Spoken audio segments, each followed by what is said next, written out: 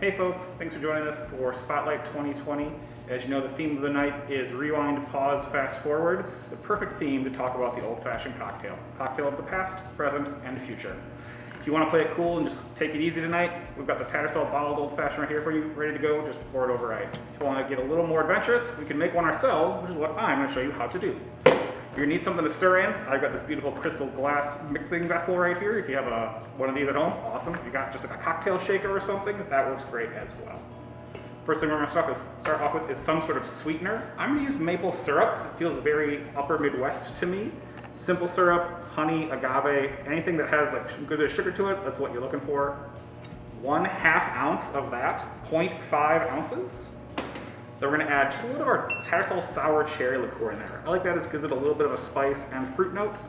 1/2 ounce of that as well, 0.5 ounces.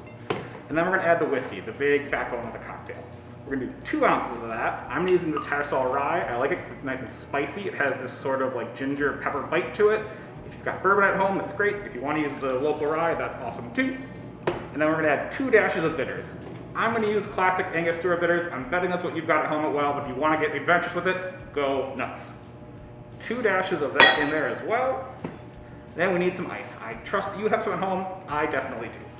All right, now we're just going to stir this cocktail so it gets nice, chilled, and diluted. As you are going with this, you're going to know it's starting to open up. It's going to looks like a little bit more watery, because it literally is. There's more water getting into the mix. You can taste it as you go to kind of find a sweet spot for where you want it to be, but I can tell by looking at it that we are just about good. So we're going to strain that off into a nice rocks glass here.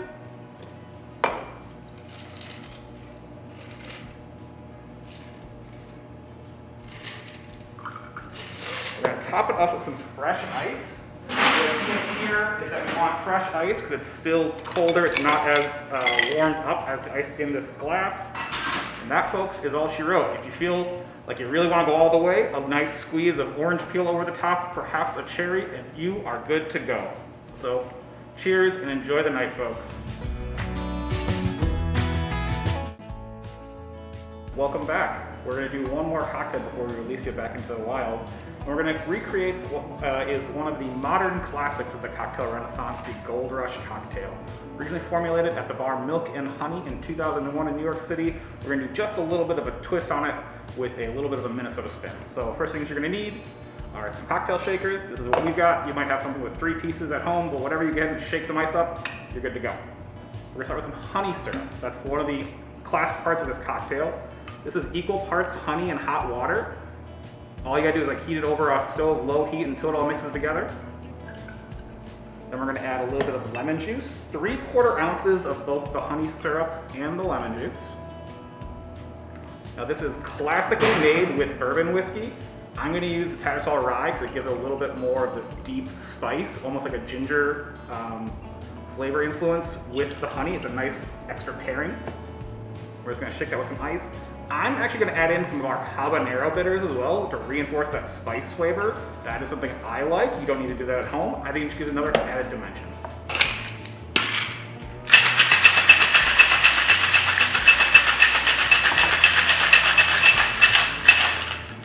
Now, you can serve this a number of different ways. I prefer it in a rocks glass. Classically, it would probably be served up, but I just like it low, what we call serving it down.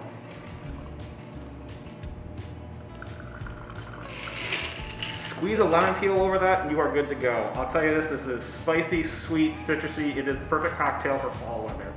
So I hope you enjoy it. I hope you enjoy the program. Have fun enjoying all the local talent and have a lovely evening.